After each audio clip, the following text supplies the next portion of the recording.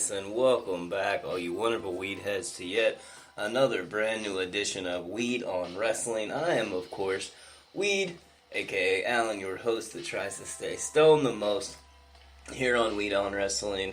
I get super baked and talk about all things in the WWE universe. Today is Tuesday, April 11th, 2017, so you know I'm talking everything all about that Smackdown Live. So, let's just jump right into the things. It's day number 2 of the SuperStar Shakedown, the SuperStar ShakeUp, whatever you want to call it. Which superstars are coming over to SmackDown Live from Raw? Who's going to Raw from SmackDown Live?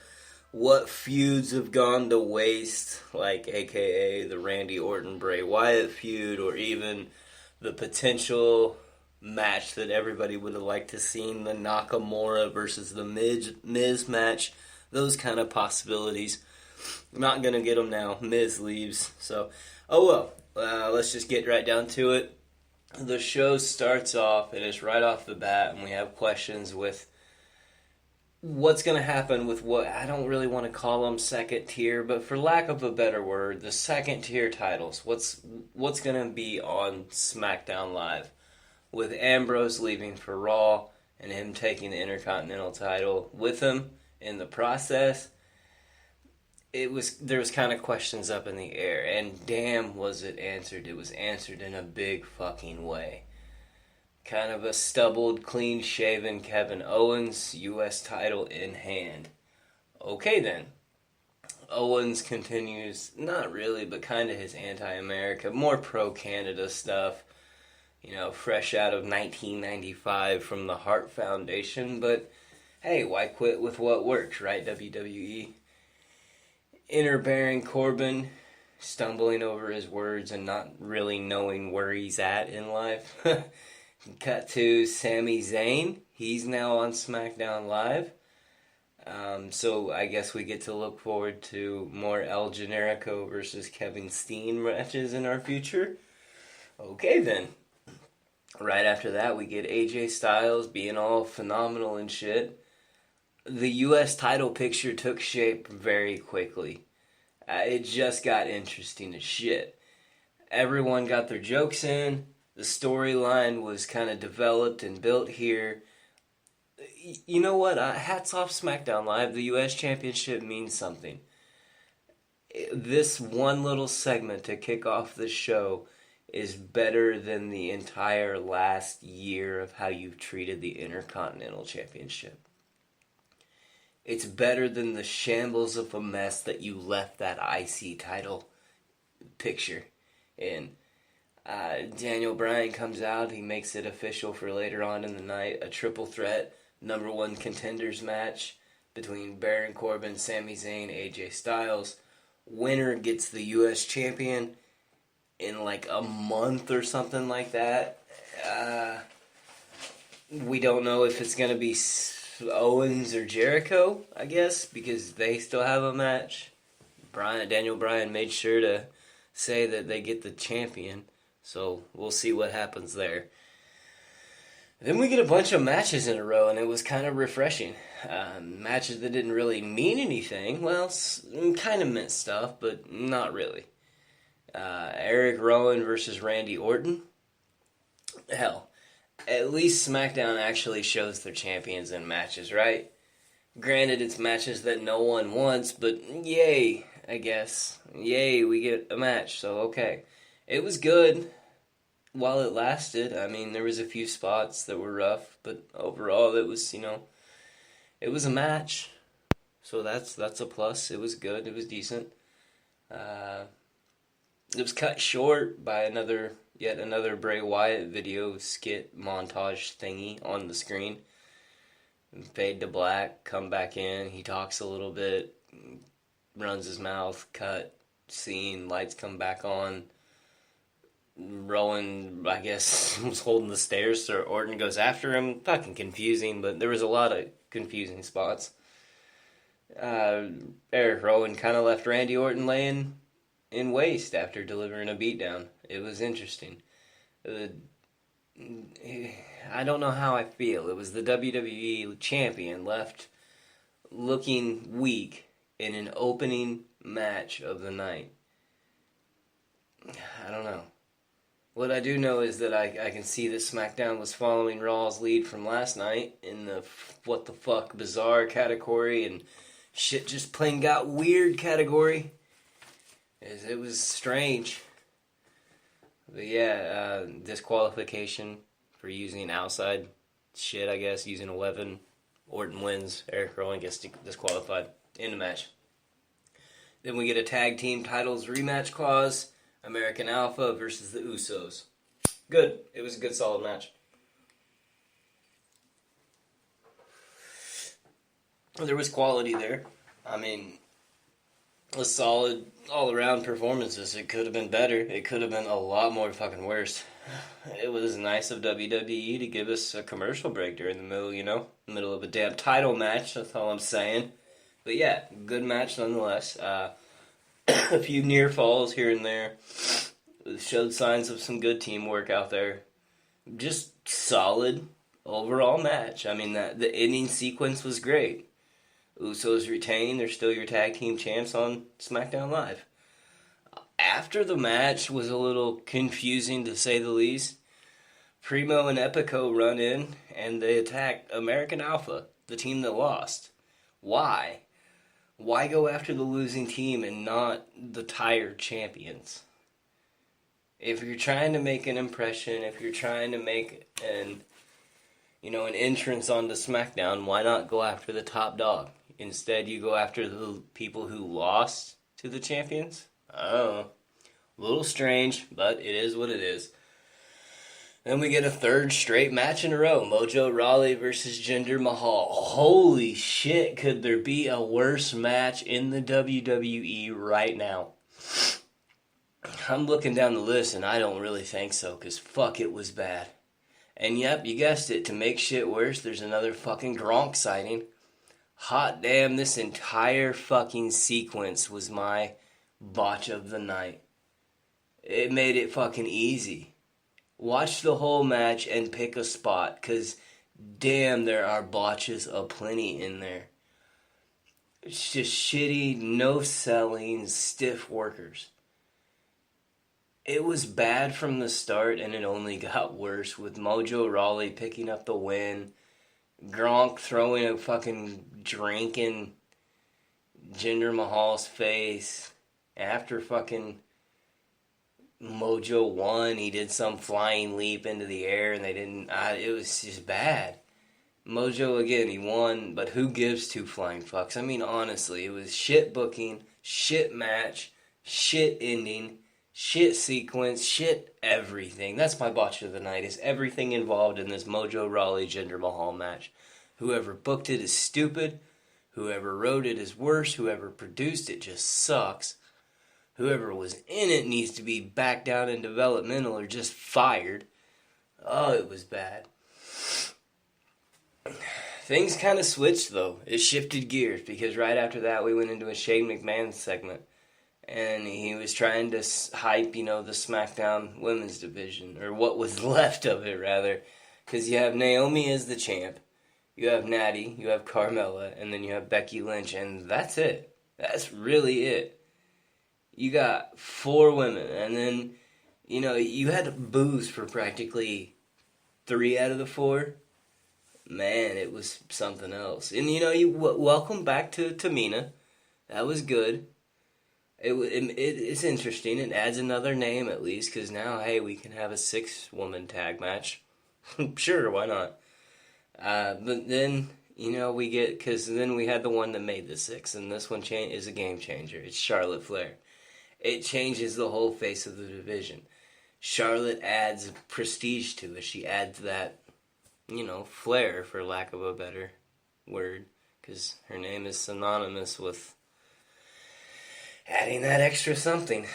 It adds the prestige to it. So yeah, it was a solid segment, but it just ended abruptly. But that kept with the strangeness that is WWE this week, I guess. And then we have a few other signees. We get Sin Cara and Rusev. drafted to Smackdown as well. It's nice to see that Rusev, whenever he finally returns from his injury, I miss that big brooding badass. Plus, we got the striptease from Lana. That's always an added bonus. But are they splitting up Lana and Rusev now? Is that what's going on? Because she got her own little segment and Rusev just got mentioned. Oh, striptease was nice though. I'm going to keep going through this. Aiden English, they broke up the vaudevillains. One of them got fired, I guess. I thought Simon or somebody got fired. I don't know. I don't even know who got fired. But yeah, we had Aiden English versus Ty Dillinger in their fourth match of the night. Pretty quick match.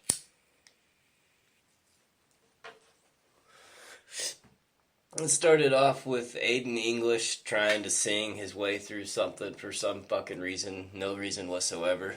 But he only got it interrupted. At least, Ty Dillinger, he's getting good pops. They're 10s across the board, if you will. The match was good. Well, as good as it could be with fucking English involved. Dillinger got the win. He looks strong moving on. Moving forward, he looks really, really impressive. You got to keep building this dude. They're doing a good job. WWE's doing it well. There's something there. He has that it factor, if you will. Then we had probably one of the more interesting spots of the night. The segment that followed that match was kind of strange, but good. I want so much more of it, though. Because Dolph Ziggler is heel. He does pretty solid work. He's running his mouth and trying his best to be hated. And yeah, right after that fucking pop, though. Nakamura, shit. Damn, sweet titties. This guy is over like a motherfucker. That pop, holy hell, that pop. Fans like him.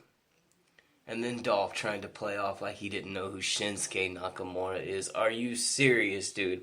Are you serious right now? Let's listen to the damn crowd, bitch.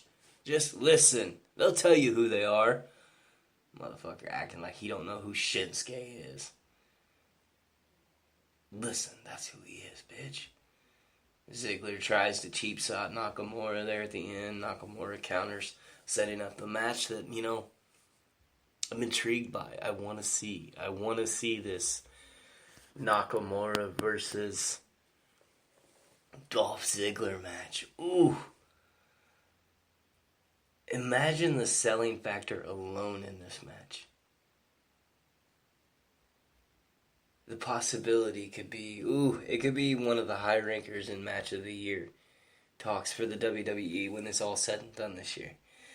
This match could be amazing if they let the stars do what they are capable of, because the king of strong style versus basically the king of selling right now, because who sells better than Dolph? And we'll get to the Dolph versus Sami Zayn feud and storyline down the road, and I can see that coming, and that'll be good. But right now, give me Nakamura versus Dolph. Ooh, I'm excited by that one. Right after that, we learn that New Day is coming over to SmackDown Live. It does give the tag team division more credibility, I will say that. It could be a good thing for the New Day too, especially if they're trying to, put themselves into the position to break that all-time record for holding the tag team gold, because they're prone to do it. Them and you mix in American Alpha, the Usos, Breezango. It should be fun, if nothing else. It should be entertaining. Up next, final main event, the fifth match of the night, the number one contenders match for whoever is the U.S. champion. Right now it's Kevin Owens. It could be Chris Jericho. Who knows?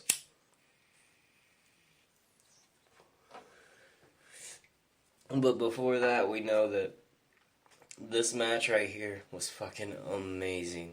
Oh man, was it good. Could have been better, but could have been hell of a lot worse. It was good. Sami Zayn, Baron Corbin, AJ Styles. It was a quality match right here. I mean, shit, it was hard hitting. Back and forth. Fast pace. Everyone got their licks in. Everyone looked strong. And the storyline was progressive. You hear the dog barking in the background. Motherfucker. But anyway, the match was good. It progressed. And it was just damn good.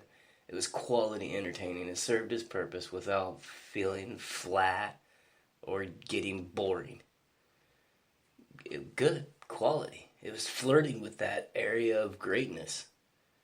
But it was to be expected with Sami Zayn and AJ Styles. The thing that I was most impressed by, I'll be fucked if Baron Corbin didn't hold his own. He hung with them. He held his ground. He looked strong. He looked effective. He sold well. I was impressed. It was good. That's what he needs. He needs stars to, progress him to that next level. And that's what Sami Zayn, that's what AJ Styles can do for him.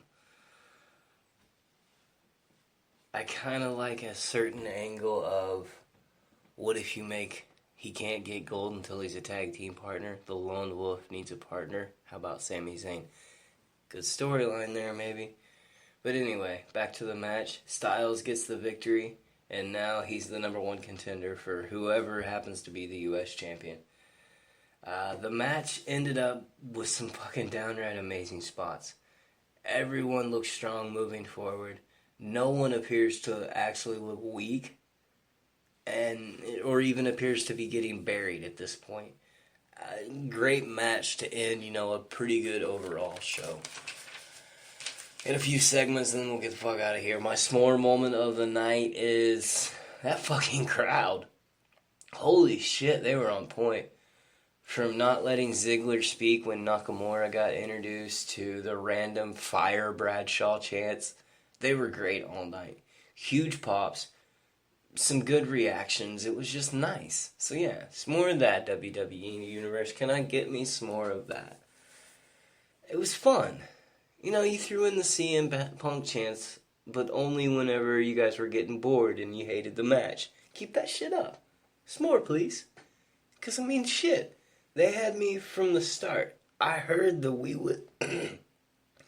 Miss Morrow chants. This one hits close to home for me because I miss Morrow. Morrow Watch 2017. I know what happened. It's fucking JBL's fault. I see the Love Morrow sign. Hell yes, WWE fans. Hell yes. Because fire JBL. That bully motherfucker. Oh. Now I'm all riled up about firing JBL. That bully bitch. Again, tonight, my What About Me, What About Raven missing Superstar of the Night? It's fucking confusing. It's just downright bizarre. Because it's hard to say with this confusing-ass Superstar change-up or switch-up or whatever they're calling it, shake-up.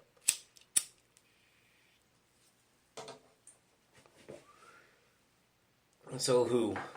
Who could it be? Yeah. I gotta go with an old tried and true here. Where the fuck was Tyler Breeze? Huh? Where's Tyler Breeze gotten off to? Did he fucking step on Daniel Bryan's gerbil again? Did he eat this lettuce or something? It's either him or you can go with Fandango. You can go R-Truth, Goldust, Luke Harper, The Ascension. How about Insolent Cass? Where were they? Kane? Mark Henry? Basically take your fucking pick of any one of a number of superstars because the options are plenty. There were very few names that actually appeared in the 2 nights. Yet, some, aka Primo and Epico, what the fuck is up with that? They appeared twice in 2 nights. Actual appearance, horse shit. Yeah, Kevin Owens did too, but not. He's a headliner. He's not fucking Primo and Epico. The overall feel of the show was, I don't know. It's a tough one. I'm not as energized as I was last night, but I'm not as downtrodden as I was going into WrestleMania, or even, weeks ahead of WrestleMania. I had a lot of questions last night about the future. Wonders of where we were going in the WWE ride. Where it would take us next. I'm not overall dejected by any means or any stretch of the imagination. It just, I'm left not as inflated as last night. here's the way I see it. Orton's going to retain, it looks like, at the next pay-per-view. Styles has a match for the U.S. Championship in the near future, whoever it will be against. Kind of lining up Usos versus the New Day again for gold. The outlook looks decent. It looks enjoyable. So why am I not more excited? The Dolph Ziggler Nakamura feud looks good. What are they doing with Baron Corbin? Where's Sami Zayn fall in the picture? Who's your number one contender after Orton retains at the next pay-per-view? Who's going after the WWE Championship? Those are the questions I have now. I don't know. The matches were good tonight, don't get me wrong. The storylines, they developed. And it was a good show. I mean, hopefully the upcoming weeks are, they get me more into it. One great factor is that I really enjoyed, what they're doing, Smackdown is doing with Sami Zayn, what they're doing with Nakamura, what they're doing with Ziggler. Making them main eventer, making them feel special. Instead of what seemed like whipping posts for a while. Maybe SmackDown Live will continue to, in fact, be that land of opportunity. At least it seems that way now, in the way that they're handling Ty Dillinger. So here's to hoping. Here's to hoping, at least. Yeah, that's about enough blathering on for tonight. What do you say we get the fuck out of here, huh? It was a good show. I mean, I'm not overall upset with it, but I'm not left going, let's watch. No, I'm just kind of like, it was good. It's just the shows have been just confusing here lately. Audio was a little weird. Sound was off a couple times. They're still having production truck issues. I don't know. It was just strange. But that's about all for tonight. I'll be back on tomorrow, probably. Yeah, tomorrow with some 205 Live. Probably a little bit later on tomorrow with some NXT if I get around to it. But definitely for some 205 Live, because I love me some little flippy purple rope shit. So yeah, until then, let's get the fuck out of here. You can find me in all the normal places, SoundCloud, iTunes, YouTube, and of course, Spreaker. Again, that's Weed on Wrestling is the Twitter handle. Hit me up anytime you want to. Weed on Wrestling. All one word, Weed on Wrestling. So yeah, you guys take care of yourselves and take care of each other out there. What do you say? Let's get the fuck out of here.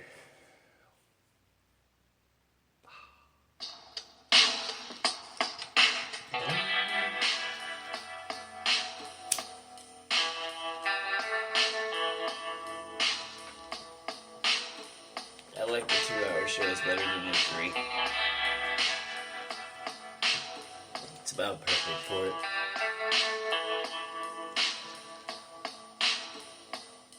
No David Otunga this week. That was always a good thing. That was a really good thing. But fire JBL. Fire JBL.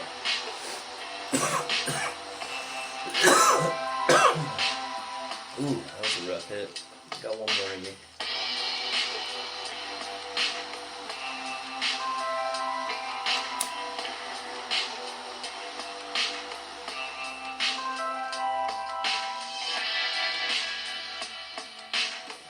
We are left with Byron Saxton now on mic. Oh well. We can fire JBL, get Corey Graves, Tom Phillips. And I guess Byron, that wouldn't be horrible. Michael Cole's got a fender there somewhere. I don't know. Get the fuck out of here. I'll keep rambling if you let me. You guys take care. Peace!